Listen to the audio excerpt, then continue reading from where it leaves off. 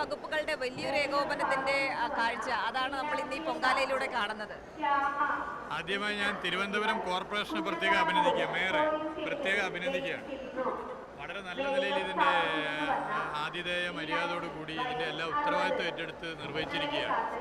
സംസ്ഥാന സർക്കാർ വിവിധ വകുപ്പുകളെ ഏകോപിപ്പിച്ച് മുഖ്യമന്ത്രി തന്നെ മുൻകൈയെടുത്ത് എണ്ണയിട്ട യന്ത്രം പോലെ ഇതിൻ്റെ കാര്യങ്ങൾ ചലിപ്പിച്ചു.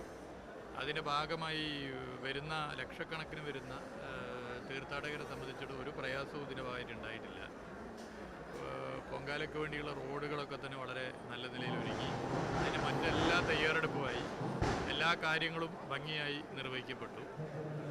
അതോടൊപ്പം പൊങ്കാല കഴിഞ്ഞാൽ ഇതിൽ വലിയൊരു ഉത്തരവാദിത്വമുള്ളത് തിരുവനന്തപുരം കോർപ്പറേഷനാണ്. അതാണ് നമ്മൾ എടുത്തു പറയേണ്ടത്.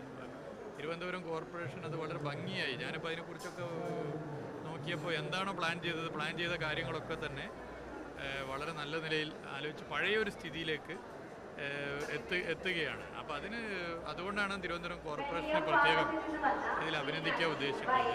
പോലീസും അതിൽ വലിയൊരു പങ്ക് വഹിക്കുക. അപ്പോൾ പൊങ്കാലയ്ക്ക് ശേഷം ആ ഉത്തരവാദിത്വം കൂടുതൽ നിർവഹിക്കുന്നത് തിരുവനന്തപുരം കോർപ്പറേഷനും പോലീസുമാണ്. അപ്പോൾ മുഖ്യമന്ത്രിയുടെ നേതൃത്വത്തിൽ ആലോചിച്ച കാര്യങ്ങളൊക്കെ തന്നെ വളരെ ഭംഗിയായി നിർവഹിക്കപ്പെട്ടു എന്നുള്ളതാണ്.